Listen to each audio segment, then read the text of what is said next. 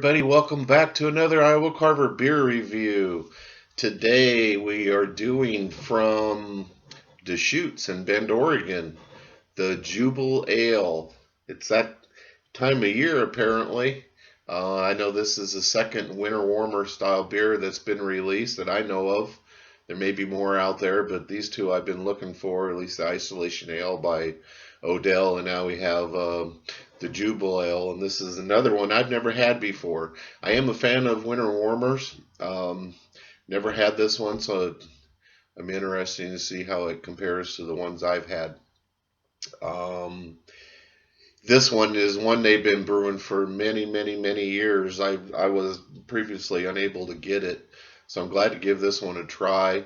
I believe this is actually the first beer that Deschutes ever bottled, clear back in 1988 when they opened a brewery there. So it's a brewery that's got a really good reputation and history. So uh, I know I'm a big fan of their Black Butte Porter, and of course, who's not a fan of the Reserve? You know, the XX Birthday Reserve beers and of the Black Butte. And so anyway, and another thing about this beer is the artwork that's on here. And this is the artwork for this year. It changes every year.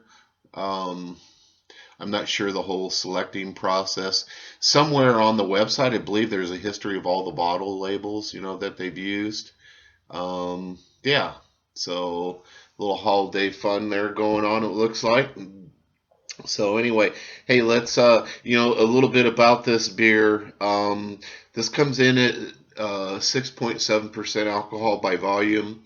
The IBUs on this are like 60 IBUs, I believe. It uses a whole lot of different hops in it. I know there's Cascade, Willamette, East Kent Goldings, Tettnang. Did I say Cascade? Nugget hops are in here. Styrian. So there's a bunch of different hops in here, different additions and what have you. I don't know what the schedule and which ones for sure are flavor, aroma, and bittering, but also there's a bunch of different grains. Of course, two-row crystal malts. Um, there's carapils is used in here. Um, what else? Some specialty malts, and then roasted barley is also used in here. So yeah, so let's go ahead and get a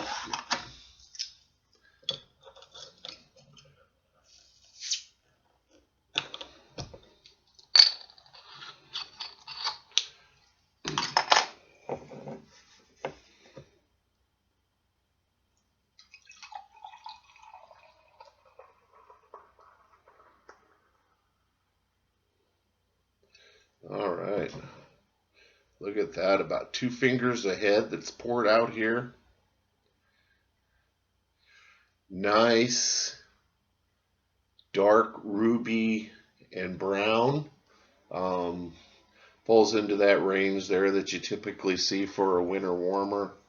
Um, it's looking pretty substantial there as far as I don't know if you can't really see anything going on there, but I think you can see around the edges there's some nice ruby tinges. It's just kind of a dark brown mahogany color, I guess maybe you would say. Um, Nice big frosty head there. Let's see on the lacings. Yeah, there's some nice lacing going on there.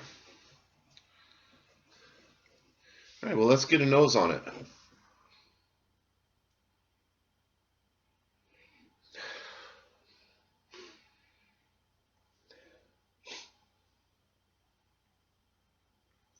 That's funny. I get I don't want to say an off flavor, but it's kind of a smell that typically wouldn't get. It's more something similar, more to a Belgian, like kind of that banana, kind of that banana-y smell. Maybe it's more of a vanilla. Other than that, it's you definitely getting some malt, sweet malts here on the nose.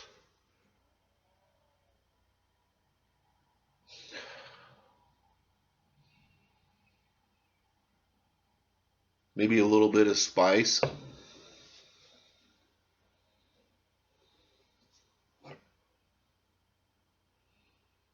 Yeah, so let's go ahead and get a taste.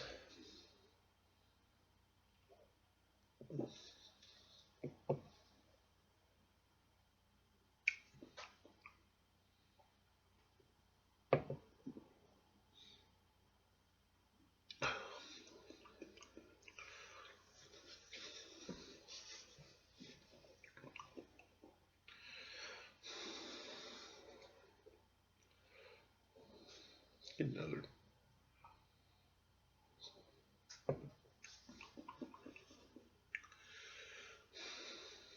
Yeah, I don't really get that vanilla or that other that I smell on there. That like a banana smell. I don't get that on the taste at all. Um, I get sweet malts and roasty malts. Sweet and roasty malts, caramel, but fairly roasty.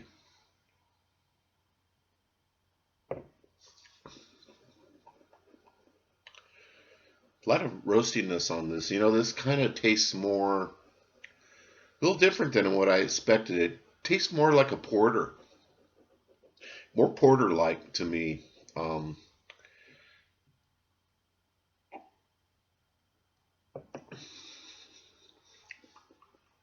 some light spice, maybe a little bit of vanilla.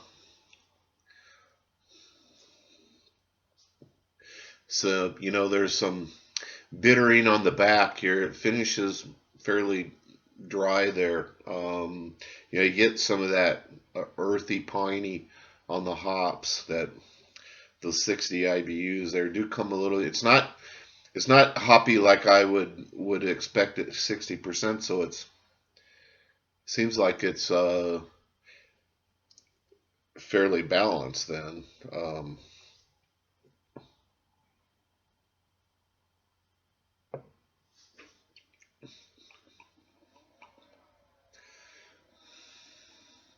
Yeah, it just kind of rings more to me, more in the porter style, a sweeter porter, um, more so than the other winter warmers I've had. Um, it's not bad. You know, Interested in what it may. I don't know if the recipe changes from year to year on this at all.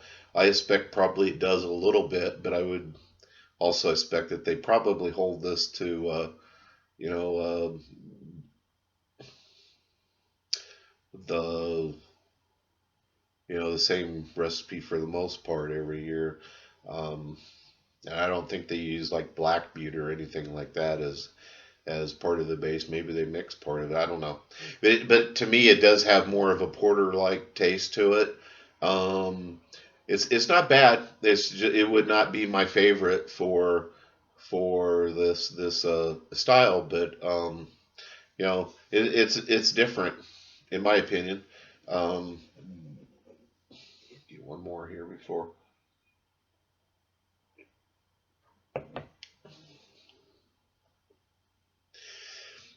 Yeah, I mean it's just big sweet, fairly sweet and roasty malts and a little bit of piney on the hops.